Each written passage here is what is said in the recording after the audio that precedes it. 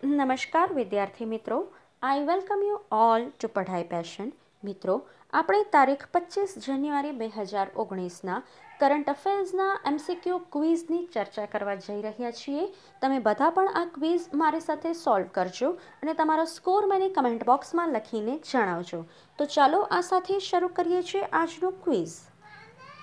1962ના યુદ્ધના હીરો રાઇફલમેન જસવંતસિંહ રાવતના જીવન પર આધારિત ફિલ્મનું નામ શું છે? તો એ ફિલ્મનું નામ છે 72 Hours Martyr Who Never Died. આ ઇમેજ જે છે એ જસવંતસિંહ રાવતની છે. 1962માં આ જે હીરો હતા રાઇફલમેન, એમના જીવનની ફિલ્મનું નામ 72 Hours Martyr Who Never Died. રાઇફલમેન Jaswantsinh Rawat એ 1962ના યુદ્ધમાં ઉત્તર પૂર્વ ફ્રન્ટિયર એજન્સી એટલે કે હવે જે અરુણાચલ પ્રદેશ તરીકે ઓળખાય છે તેના નુરનાગની લડાઈ દરમિયાનના તે ગઢવાલ રાઇફલ્સની 4th બટાલિયનમાં સેવા આપતા હતા. તેઓ 1962ના યુદ્ધ દરમિયાન શહીદી વહોરી લીધી હતી અને એ માટે તેમને મહાવીર ચક્ર પણ એનાયત કરાયું હતું.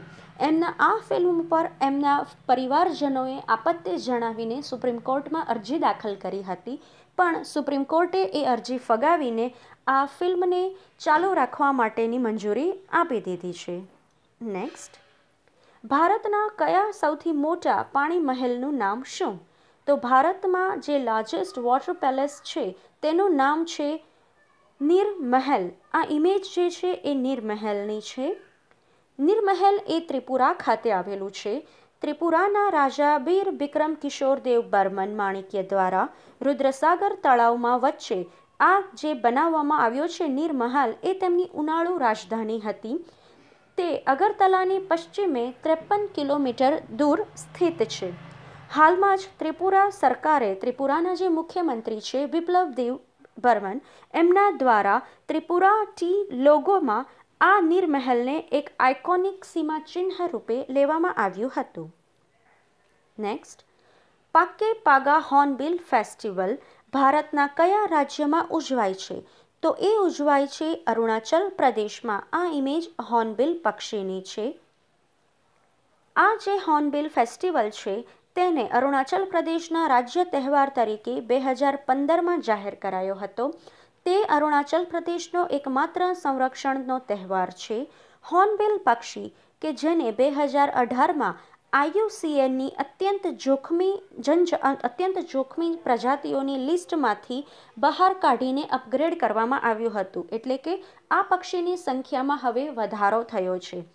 ત્યાંના ટ્રાઇબલ લોકો જે છે તે આ પક્ષીનું ખૂબ રક્ષણ કરે છે, એટલે એમને રેકોગ્નિશન આપવા માટે અરુણાચલ પ્રદેશના મુખ્યમંત્રી પેમા ખંડુ દ્વારા તેની આ જાહેરાત કરાઈ હતી. Next, APJ Kolkata literary festival AKLF 2019માં Prabha Khaitan woman voice award કોને જીત્યો? એ જીત્યો રંજની મુરાલીને. આ છે રંજની મુરાલી. આ Prabha Khaitan woman voice award કે જેને વુમન વોઇસ એવોર્ડ તરીકે પણ ઓળખવામાં આવે છે, તે ભારતમાં મહિલાઓ દ્વારા સર્જનાત્મક લેખનને ઓળખવા માટે અને તેમને પ્રોત્સાહિત કરવા માટે અપાય છે. સમગ્ર ભારતમાં મહિલા લેખકોને તેમના કાર્ય માટે સહાય કરવા અને નવી રચનાત્મક લેખન પ્રકાશનને સમર્થન આપવા માટે તે અપાય છે. ઓક્સફર્ડ બુક સ્ટોર અને પ્રભા ખૈતાન ફાઉન્ડેશન વચ્ચેની આ સંયુક્ત પહેલ છે. નેક્સ્ટ, હેન્ડલૂમ વણાટ માટે કયા તકનીકી સંગઠને નવી ઈ-કોમર્સ પ્લેટફોર્મ reWave.in લોન્ચ કરી છે? તો એ લોન્ચ કરી છે માઇક્રોસોફ્ટે. આ જે માઇક્રોસોફ્ટનું જે રિસર્ચ એન્ડ ડેવલપમેન્ટ ડિપાર્ટમેન્ટ છે તેમના દ્વારા એક ભાગીદાર NGOના ભાગીદાર જે છે ચૈતન્ય ભારતી, આ બે સાથે મળીને આ પહેલ પર કામ કરી રહ્યા છીએ. 2016માં ભારતના હેન્ડલૂમ વીવિંગ ઇકોસિસ્ટમને ફરીથી જીવંત કરવાના હેતુસર આ તેની શરૂઆત કરાઈ હતી રીવેવ પ્રોજેક્ટની, અને હવે તેની આ એક વેબસાઇટ લોન્ચ, એક ઈ-કોમર્સ પ્લેટફોર્મ લોન્ચ કરવામાં આવ્યું છે. વણાટ પરિવારને આ પરંપરાને તેમની જે છે વણાટની તે ટકાવી રાખવા, એમને એક સસ્ટેનેબલ ઇન્કમ પૂરી પાડવા અને એ માટે જરૂરી ઇન્ફ્રાસ્ટ્રક્ચર, ફાઇનાન્સ અને માર્કેટિંગ સપોર્ટ મળી રહે એ માટે આ નવી ઈ કોમર્સની જાહેરાત કરાઈ છે. નેક્સ્ટ, તાજેતરમાં કયા આંતરરાષ્ટ્રીય સંગઠન દ્વારા વર્લ્ડ ઇકોનોમિક આઉટલુક WEO રજૂ કરવામાં આવ્યું? એ રજૂ કરાયું IMF દ્વારા. 2019-20 માટે ભારતનો ગ્રોથ 7.5% પ્રોજેક્ટ કરાયો છે અને 2020-21 માટે 7.7% આ આઉટલુકમાં. આવનારા 2 વર્ષમાં ભારત વિશ્વમાં ફાસ્ટેસ્ટ ગ્રોઈંગ કન્ટ્રી હશે. ક્રૂડના ભાવનો ઘટાડો અને મોંઘવારીમાં અત્યારે જે એક સ્થગિતતા આવી ગઈ છે તેનો ફાયદો ભારતને મળશે.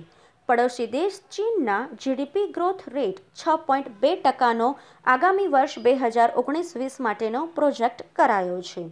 IMFની વાત કરીએ તો IMFની સ્થાપના 1944માં થઈ હતી. તેનું હેડક્વાર્ટર વોશિંગ્ટન DC ખાતે આવેલું છે અને તેમાં 189 સભ્ય દેશો છે.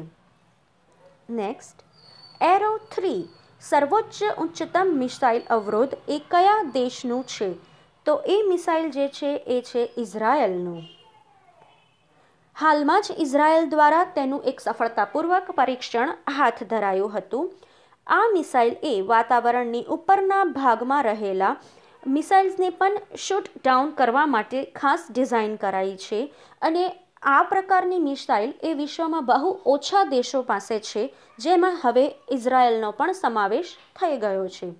US દ્વારા એના માટે નાણાકીય સહાય પણ પૂરી પાડવામાં આવી હતી. બોઈંગ સાથેની ભાગીદારી દ્વારા ઇઝરાયેલી એરોસ્પેસ લિમિટેડ દ્વારા આ મિસાઇલ વિકસાવવામાં આવી છે. આ એન્ટી સેટેલાઇટ હથિયાર ખાસ કરીને હમણાં જે ઈરાન અને ઇઝરાયલ વચ્ચે તેના પડોશી દેશ સિરિયાને લઈને ટેન્શન્સ ચાલી રહ્યા છે એના માટે ઇઝરાયલને એક સેફગાર્ડ તરીકે આ મિસાઇલ વિકસાવી છે એવું એણે જણાવ્યું. નેક્સ્ટ, M777A2 અલ્ટ્રા લાઇટ હોવિત્ઝર પાસે કેટલા કિલોમીટરની રેન્જ છે અને K9 વજ્ર-T પાસે કેટલા કિલોમીટરની રેન્જ છે? મિત્રો, આ પ્રશ્ન ઇમ્પોર્ટન્ટ છે તો એને ખાસ નોટ કરજો. તો આ જે છે M777A2 અલ્ટ્રાલાઇટ હોવિત્ઝરની રેન્જ છે 30 કિલોમીટર અને K9 વજ્ર-Tની છે 38 કિલોમીટર. આ ઇમેજમાં બંનેને તમે જોઈ શકો છો. આ જે અલ્ટ્રાલાઇટ હોવિત્ઝર જે છે તેને 4.5 ટન વજનનું ધરાવે છે. નવેમ્બર 2018માં સેનામાં તેને સામેલ કરાયું છે. આ જે હોવિત્ઝર જે છે તે સાદા અને પર્વતીય એમ બંને જગ્યાએ તેને વાપરી શકાય છે. K9 વજ્ર-T કે જેની 38 કિલોમીટરની રેન્જ છે તે દક્ષિણ કોરિયાની કંપની હાન્વા ટેન્ક સાથે ભાગીદારીમાં આપણી ભારતીય કંપની L&T દ્વારા સુરતના હજીરા ખાતે મેક ઇન ઇન્ડિયા પ્રોજેક્ટ અંતર્ગત બનાવવામાં આવ્યું હતું અને હાલમાં 26મી જાન્યુઆરીના પ્રજાસત્તાક દિવસની ઉજવણીમાં તેને પ્રદર્શનમાં પણ મૂકવામાં આવશે. નેક્સ્ટ, તાજેતરમાં ભારતના કયા શહેરમાં નેતાજી સુભાષચંદ્ર બોઝ સંગ્રહાલયનું ઉદ્ઘાટન કરાયું? તો એ કરાયું નવી દિલ્હી ખાતે. તાજેતરમાં નેતાજી સુભાષચંદ્ર બોઝ સંગ્રહાલયનું ઉદ્ઘાટન આપણા વડાપ્રધાન શ્રી નરેન્દ્ર મોદી દ્વારા દિલ્હી સ્થિત લાલ કિલ્લામાં સુભાષચંદ્ર બોઝની જન્મ જયંતિ નિમિત્તે કરાયું. આ મ્યુઝિયમમાં નેતાજીનો યુનિફોર્મ, તેમનું બેજ, તેમના દ્વારા વપરાયેલી ખુરશી અને આઝાદ હિન્દ ફૌજના ડોક્યુમેન્ટ્સ તથા નેતાજીની જે છેલ્લી ફાઇલ હતી એ પણ એની અંદર મુલાકાતીઓને જોવા માટે રખાયું છે. તો મિત્રો, આ સાથે આજના કરંટ અફેર્સની ક્વિઝ અહીંયા સમાપ્ત થાય છે. તમારો સ્કોર મને કમેન્ટ બોક્સમાં લખીને જણાવજો.